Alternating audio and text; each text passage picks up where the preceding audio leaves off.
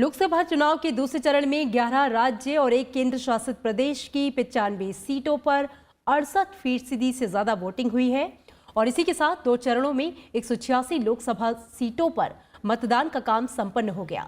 पहले चरण में 11 अप्रैल को 18 राज्य और 2 केंद्र शासित प्रदेशों की 97 सीटों पर 69% से ज्यादा मतदान हुआ था।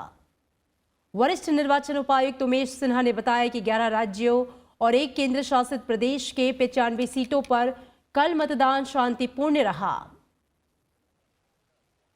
ओडिशा और पश्चिम बंगाल में कुछ स्थानों पर मामूली घटनाओं को छोड़कर सामान्य रूप से मतदान शांतिपूर्ण रहा।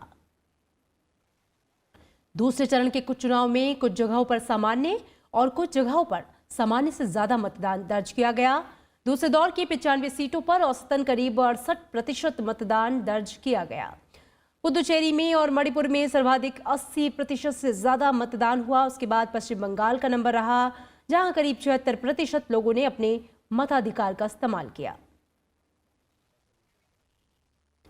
वहीं असम में 73, तमिलनाडु में 72, छत्तीसगढ़ में 71, महाराष्ट्र में 62% लोगों ने मताधिकार का इस्तेमाल किया।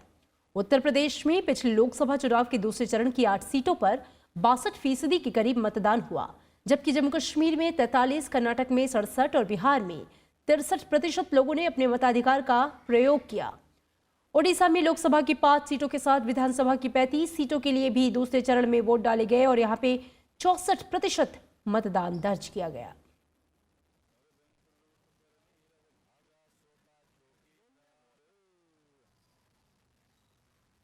तो दूसरे चरण का चुनाव संपन्न हो गया और अब तैयारी तीसरे चरण की है। वोटिंग परसेंटेज भी अगर देखा जाए तो काफी अच्छा रहा। उत्तर प्रदेश में पिछले लोकसभा चुनाव के दूसरे चरण की 8 सीटों पर 62% के करीब मतदान हुआ। To the spirit of democracy, the voters came out in large number to cast their vote for the country. The polling was conducted peacefully, barring sporadic incidents in different parts of the poll-going states. First and foremost, it's my duty to compliment all the voters of the country, especially the women, persons with disabilities, the senior citizens who came out to vote despite their difficulties. I would also like to compliment all the poll volunteers, probably for the first time in the national election. Almost all polling stations they were there to help the persons with disabilities. All the booth level officers who manage the help desk at polling station. I would like to now also compliment for the arduous and meticulous task done by the entire state machinery, namely the district level, at the ARO level, and all these officials who man the polling stations as presiding officers and the polling officers and the team. I also thank the observers, namely the general observers, the police observers and expenditure observers for their watching over the electoral process on behalf of the commission. और रजत केन हमारे संवाददाता हमारे साथ जुड़े हैं और तफसील से जानकारी के लिए दूसरे चरण की वोटिंग। रजत, तमिलनाडु की 39 में से 38 सीटों पर चुनाव संपन्न हो गया है, लेकिन एक वेल्लोर सीट जिसकी तस्वीर अभी साफ होनी बाकी है, उसके बारे में भी अपडेट चाहेंगे और साथ ही जिस प्रतिशत से कल मतदान दर्ज हुआ है, चाहे तमिलनाडु में या पुदुचेरी में, उत्साहजनक रहा। जी अमृता, बिल्कुल काफ़ी उत्साह के साथ लोगों ने जो है वोटिंग करी तमिलनाडु पुदुचेरी में। और ये 2 ऐसे राज्य हैं, हालांकि पुदुचेरी यूनियन टेरिटरी है, जहां पे जो राष्ट्रीय औसत होती है उससे ज़्यादा मतदान पड़ता रहा है, अगर हम कई सालों की अगर बात करें तो। तमिलनाडु में जो है इस बार जो है थोड़ा सा, अगर पिछली बार के मुकाबले कंपेयर करें, थोड़ा सा कम पड़ा, 72% के आसपास रहा। 2014 में जो है तकरीबन 74% के आसपास था। पुडुचेरी में लगभग जो है वैसा ही रहा जैसे पहले था, 80% के आसपास वोटिंग रही, क्योंकि जो है 78% शाम 6 बजे तक की थी और उसके बाद भी काफ़ी लंबी कतारें लगी हुई थी। तो जो अपडेटेड फिगर है वो 80% के आसपास होगा। तो काफ़ी उत्साह रहा लोगों में। और यहाँ पे जो कैंपेन हुई थी जिस तरह से पॉलिटिकल पार्टीज की, वो लोकल मुद्दों को लेके ज़्यादा हुई थी। तो ज़्यादा से ज़्यादा लोग जो है बाहर निकल के आए और हम लोगों से बातचीत की तो उन्होंने लोकल मुद्दों के बारे में बात कहा, म्यूनिसिपैलिटी के मुद्दों के बारे में बात कहा और जो सामान्य हर रोज़ के जो उनके मुद्दे हैं उसको लेकर जो है कैंपेनिंग यहाँ पे सारे के सारी पॉलिटिकल पार्टीज ने की थी, चाहे वो तमिलनाडु हो चाहे पुडुचेरी हो। पुडुचेरी में भी तमिलनाडु की राजनीति का थोड़ा बहुत असर देखने को मिलता है क्योंकि बिल्कुल एकदम उसके तट पे ही है और एकदम उससे लगा हुआ है। तो कुल मिला के कहा जाए कि दोनों ही राज्यों में बहुत उत्साहजनक पोलिंग हुई, शांतिपूर्वक पोलिंग हुई। छुटपुट कुछ घटनाएं जरूर हुई तमिलनाडु में, लेकिन उस पर भी काबू पा लिया गया था। जी, बहुत शुक्रिया रजत इस पूरी बातचीत के लिए आपका। और बीजेपी के वरिष्ठ नेता और केंद्रीय वित्त मंत्री अरुण जेटली ने कहा है कि देश राजनीतिक अस्थिरता के दौर से पीछे छोड़ते हुए अपूर्ण बहुमत के साथ एनडीए को चुनने की राह पर आगे बढ़ रहा है। अरुण जेटली ने ट्वीट कर यह बात कही।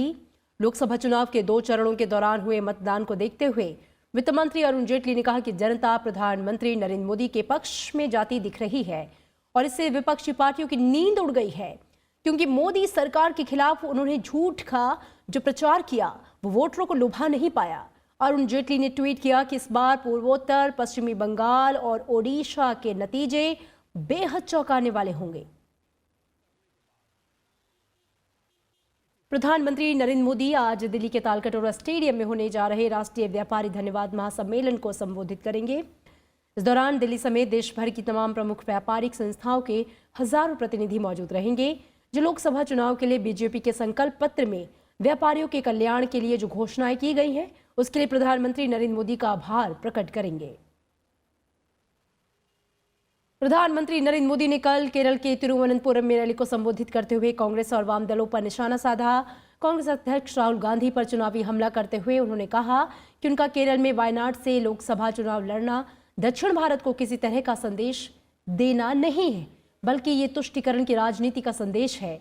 उन्होंने कहा कि कांग्रेस और कम्युनिस्ट पार्टी केरल में एक दूसरे की नीतियों का विरोध करते हैं, आपस में लड़ते हैं और दिल्ली में सत्ता के लिए एक साथ आ जाते हैं। उन्होंने कहा कि बीजेपी का स्टैंड क्लियर है लेकिन कांग्रेस डबल गेम खेल रही है। वो दिल्ली में कुछ और कहती है और यहां कुछ और। केरल में एक दूसरे की नीतियों का विरोध करते हैं, आपस में लड़ते हैं और दिल्ली में सत्ता के लिए एक साथ आ जाते हैं। कांग्रेस के अध्यक्ष को संसद पहुंचने के लिए यहां वायनाड आना पड़ रहा है। वो कहते हैं कि वो वाम दलों के खिलाफ कुछ नहीं बोलेंगे। केरल में कुश्ती और दिल्ली में दोस्ती, ये इनका खेल है। My dear friends, it is not politics but it is a self-interest. It is completely opportunism. कि केरल की जनता इसको समझती नहीं है तो ये बहुत बड़ी भूल कर रहे हैं। साथियों, कांग्रेस के नामदार का कहना है कि साउथ को मैसेज देना था तभी वायनाड गया। अरे तिरुवनंतपुरम से मैसेज नहीं जारी दिया जा सकता था क्या? ये तो राजधानी है, तिरुवनंतपुरम से नहीं तो पट्टनमथिट्टा से भी ही मैदान में उतर आते और बड़ा मैसेज चला जाता। और इससे पहले प्रधानमंत्री नरेंद्र मोदी ने कर्नाटक के बागलकोट में एक जनसभा को संबोधित किया। उन्होंने राज्य की जेडीएस कांग्रेस सरकार पर जमकर निशाना साधा। उन्होंने कहा कि राज्य सरकार का इमोशन रुकने का नाम नहीं ले रहा है। मजबूत सरकार क्या होती है वो देखना है तो दिल्ली की तरफ देखो, और मजबूर सरकार क्या होती है वो देखना है तो बेंगलुरु को देखो। बीते 1 वर्ष से यहां नेताओं का जो नाटक चल रहा है वो खत्म होने का नाम नहीं ले रहा है। और ये नाटक भी ऐसा है जिसमें इमोशन है, रिवेंज है, और इमोशन तो रुकने का नाम ही नहीं ले रहा है।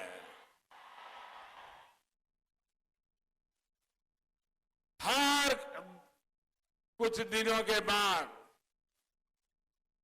हर कुछ हफ्ते में किसी न किसी रैली या प्रेस कॉन्फ्रेंस में इमोशन बह जाता है।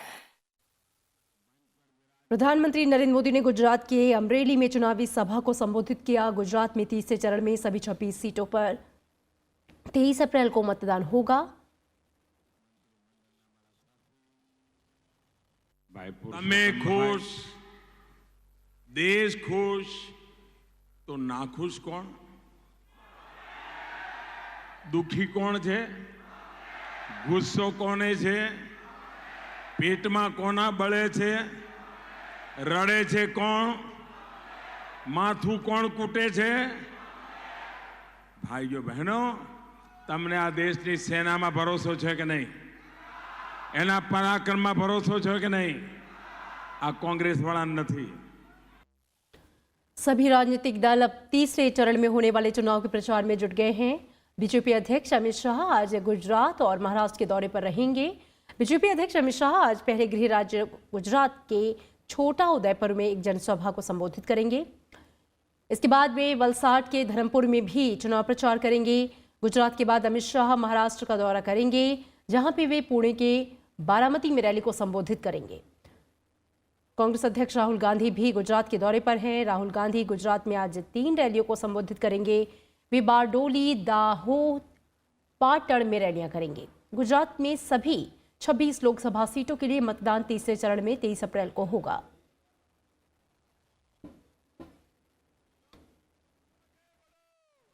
रविंद्र सिंह श्योराण हमारे साथ जुड़ गए हैं। रविंद्र, तीसरे चरण के लिए जो है वो चुनावी प्रचार में पूरी ताकत झोंक दी गई है। गुजरात में अहम रैलियां हैं आज, चाहे भारतीय जनता पार्टी के अध्यक्ष की हो या फिर कांग्रेस की। इसके बारे में फिलहाल आपसे अपडेट चाहेंगे।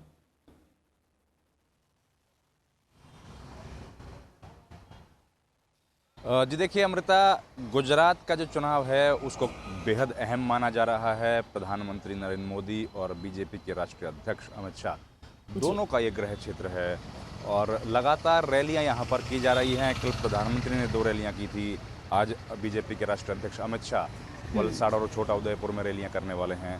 कोशिश यही की जा रही है कि जिस तरीके से 2014 में बीजेपी ने तमाम 26 सीटों पर यहाँ पर जीत हासिल की थी, बड़े मार्जिन से जीत हासिल की थी, उसी सक्सेस को एक बार फिर से दोहराया जाए।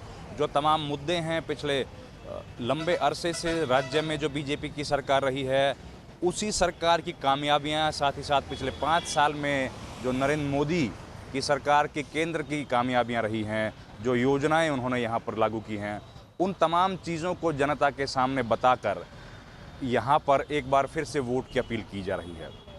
प्रधानमंत्री नरेंद्र मोदी ने कल जो रैली को संबोधित करते हुए कहा कि जिस तरीके से विकास की प्रगति हो रही है, जिस तरीके से लगातार देश के दूसरे राज्य गुजरात का जो मॉडल 2014 में पेश किया गया था, आज उसी मॉडल को पूरे देश भर में लागू किया जा रहा है।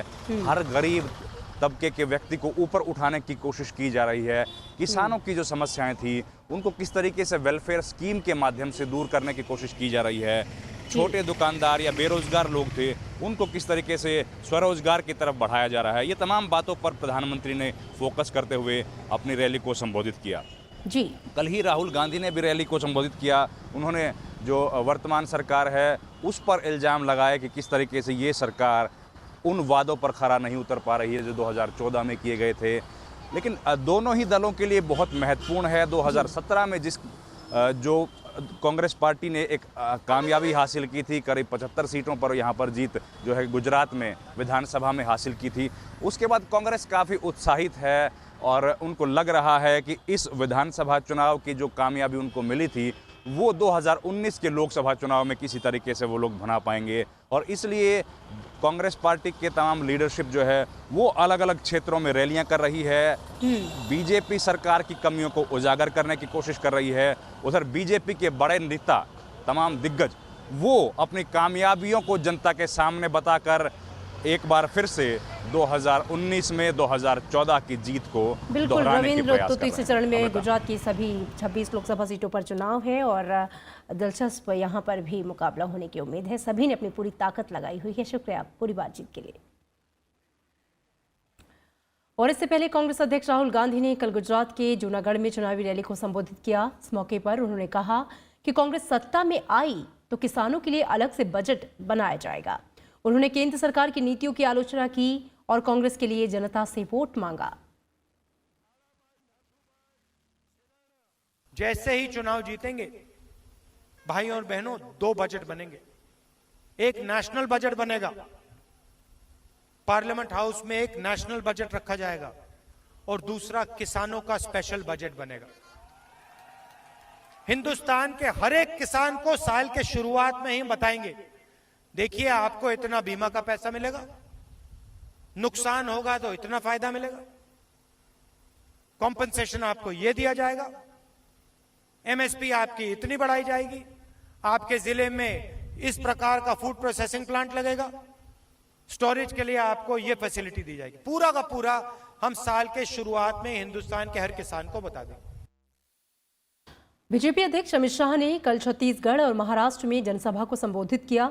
छत्तीसगढ़ के रायगढ़ में जनता को संबोधित करते हुए अमित शाह ने उमर अब्दुल्ला पर निशाना साधा। उन्होंने कहा कि एक देश में 2 प्रधानमंत्री नहीं हो सकते और कश्मीर को हिंदुस्तान से कोई अलग नहीं कर सकता। उमर अब्दुल्ला ने कहा कि हम कश्मीर के अंदर दूसरा प्रधानमंत्री चाहते हैं। मित्रों, एक देश में 2 प्रधानमंत्री हो सकते हैं क्या? होना चाहिए क्या? मैं बूम लगा लगा कर 10 दिन से पूछ रहा हूं राहुल बाबा को कि राहुल बाबा, ये 2 प्रधानमंत्री का जो स्टेटमेंट आया है उस पर आपका रुख स्पष्ट करो, मगर राहुल बाबा कुछ नहीं बोल रहे। राहुल बाबा, कान खोल कर सुन लो, अभी तो मोदी जी की सरकार है, सरकार फिर से मोदी जी की ही आने वाली है, मगर हम सत्ता में नहीं है तो भी जब तक भारतीय जनता पार्टी का एक भी कार्यकर्ता के शरीर में प्राण है, कश्मीर को हिंदुस्तान से कोई अलग नहीं कर सकता, कोई अलग नहीं। और उधर राजनाथ सिंह, प्रियंका गांधी भी आज चुनाव प्रचार करेंगे। केंद्रीय गृह मंत्री राजनाथ सिंह आज ओडिशा का दौरा करेंगे। राजनाथ सिंह मयूरभंज, नयागढ़, कटक शहर में सभा को संबोधित करेंगे। कांग्रेस महासचिव प्रियंका गांधी कानपुर और अकबरपुर में रोड शो करेंगी। वे कानपुर के कांग्रेस उम्मीदवार श्री प्रकाश जायसवाल और अकबरपुर के उम्मीदवार राजा रामपाल के समर्थन में रोड शो करेंगी। वहीं उत्तर प्रदेश के मैनपुरी में आज बीएसपी और एसपी साथ ही आरएलडी की संयुक्त रैलियां होंगी। यहां से मुलायम सिंह यादव समाजवादी पार्टी के उम्मीदवार हैं। और इस बीच लोकसभा चुनाव के 5वें चरण के लिए नामांकन का काम पूरा हो गया। इस दौर में 7 राज्यों की 51 लोकसभा सीटों पर 6 मई को मतदान होना है। 5वें चरण के लिए नामांकन पत्रों की जांच 20 अप्रैल को होगी। उम्मीदवार 22 अप्रैल तक नाम वापस ले सकेंगे। 6 मई को 5वें चरण में 51 सीटों पर मतदान होगा। 5वें चरण में उत्तर प्रदेश की 14, राजस्थान की 12, साथ ही मध्य प्रदेश और पश्चिम बंगाल की 7, बिहार की 5, झारखंड की 4 और जम्मू कश्मीर की 2 सीटों पर मतदान होगा।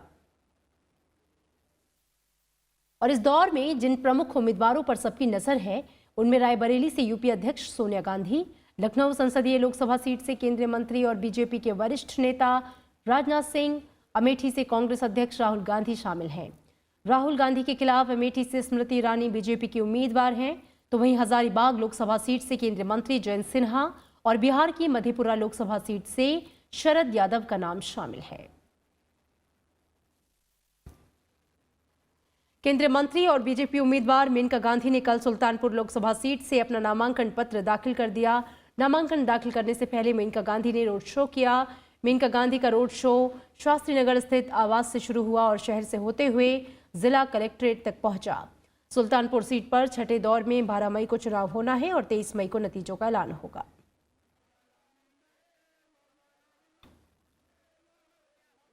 समाजवादी पार्टी अध्यक्ष और उत्तर प्रदेश के पूर्व मुख्यमंत्री अखिलेश यादव ने कल आजमगढ़ लोकसभा सीट से अपना नामांकन दाखिल किया। बीजेपी ने अखिलेश यादव के खिलाफ भोजपुरी गायक दिनेश लाल यादव उर्फ निरहुआ को मैदान में उतारा है। आजमगढ़ में छठे दौर के लिए 12 मई को मतदान होगा। समाजवादी पार्टी, बहुजन समाज पार्टी आगे ले जाएगी, गठबंधन आगे ले जाएगा। बीजेपी को कम से कम बताना पड़ेगा कि उन्होंने दिल्ली और उत्तर प्रदेश की सरकार से क्या काम कराए हैं। तो हिसाब किताब 5 साल का नहीं, 7 साल का हिसाब किताब क्या है वो भारतीय जनता पार्टी को देना होगा।